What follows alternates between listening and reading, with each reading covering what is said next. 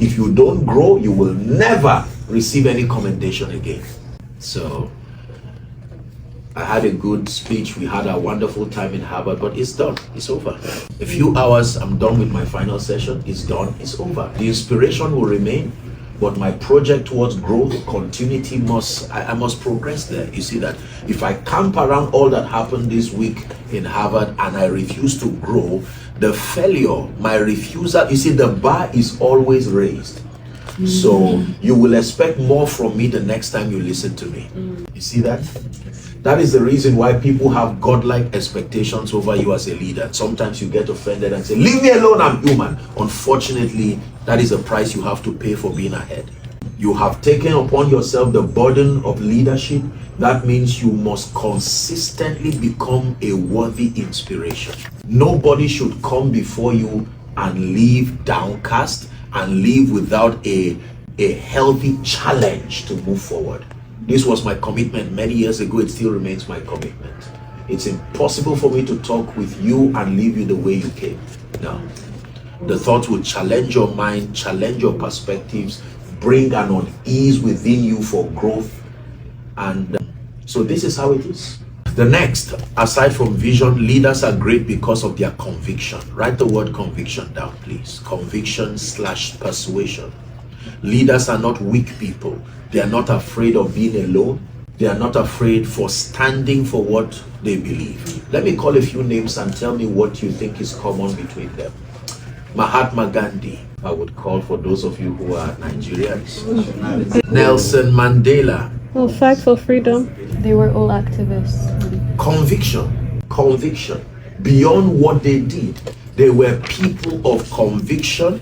They were willing to suffer for what they believed, and they didn't have the plan to change, even if it meant death. This is the price of visionary leadership. You must be a person of conviction. Let me tell you this.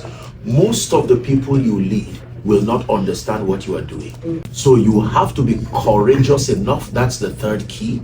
Courage.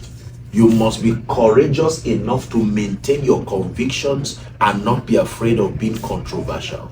You see that? If you consider your reputation beyond necessary, it will destroy your stability of conviction. So they called Jesus Beelzebub for some.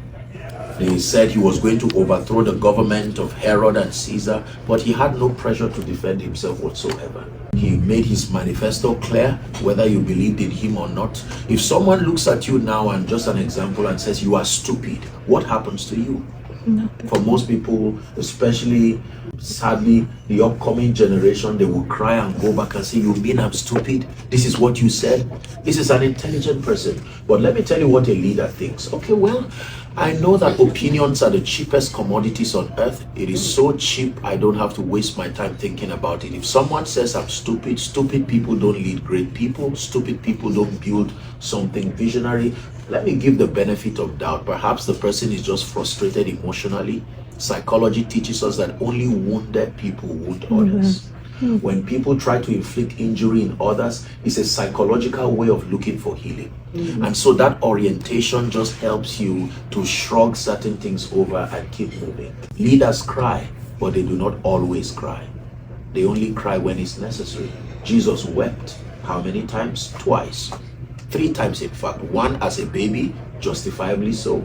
2 before Lazarus, as proof of compassion. Is that right?